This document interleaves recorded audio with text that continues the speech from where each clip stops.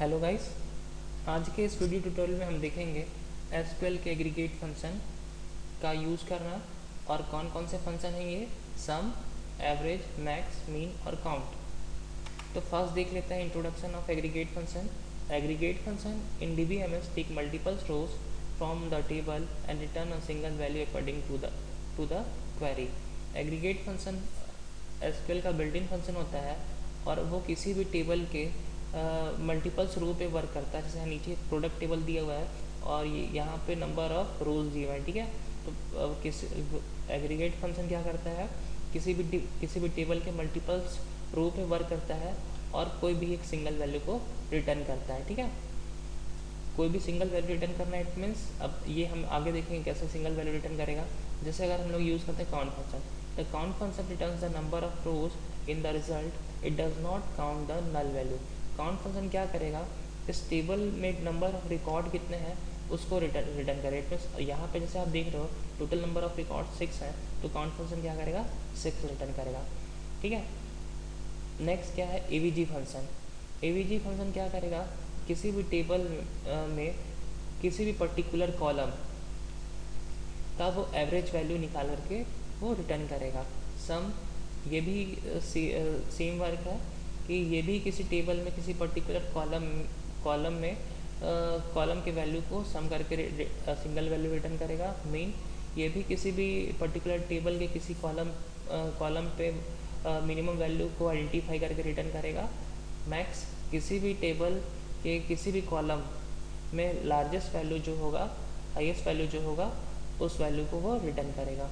तो count function का एक चीज़ और यहाँ मिस हो गया है कि count function it does not count the null value.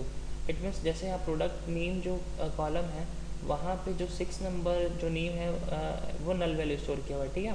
तो अगर मैं काउंट फंक्शन के थ्रू इस पर्टिकुलर कॉलम को अगर काउंट करता हूँ कि इस कॉलम में नंबर ऑफ प्रोडक्ट नेम कितने हैं, तो 5 रिटर्न करेगा। बिकॉज काउंट फंक्शन किसी भी कॉलम में अगर नल वैल्यू स्टोर होता है तो उसको काउंट नहीं करेगा। तो चलिए प्रैक्टिकल करते हैं। तो जैसा कि आप देख रहे हो यहाँ पे मेरे पास टेबल है और इस टेबल में मुझे अब काउंट फंक्शन का यूज़ करना है, ठीक है।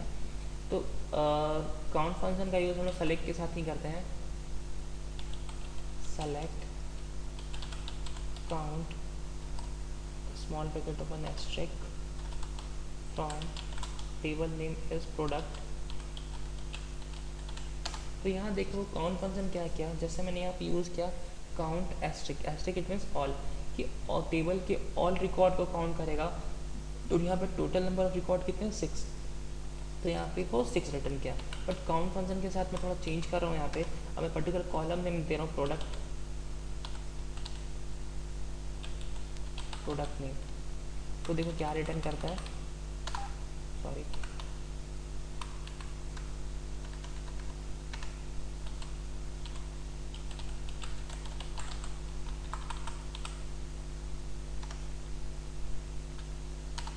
तो देखो यहाँ पे जैसे मैंने काउंट प्रोडक्ट नेम किया तो यहाँ पे टोटल 6 आने चाहिए थे, बट वो 6 नहीं आएंगे बिकॉज जो प्रोडक्ट नेम वाला जो कॉलम है एक नल वैल्यू स्टोर किया हुआ था। और जैसे मैंने पहले बताया था अभी आपको कि काउंट फंक्शन कभी भी नल वैल्यू काउंट नहीं करता है, तो वो एक वैल्यू को एक डेटा को से छोड़ दिया और बाकी टोटल नंबर कितने बचे यहाँ पे ऑफ प्रोडक्ट नेम 1 2 3 4 और 5।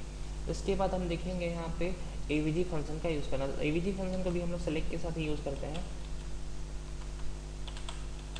सेलेक्ट एवीजी, और एवीजी फंक्शन के इनसाइड पे हम कॉलम देते हैं प्राइस, बिकॉज जो प्राइस वाला जो कॉलम है वो न्यूमेरिक टाइप का वैल्यू स्टोर किया है।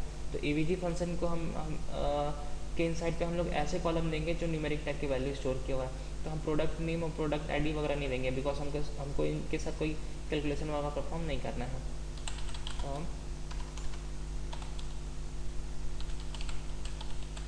प्रोडक्ट, तो यहाँ पे प्राइस वाले कॉलम का एवरेज वैल्यू निकाल करके वो रिटर्न कर दिया, ठीक है।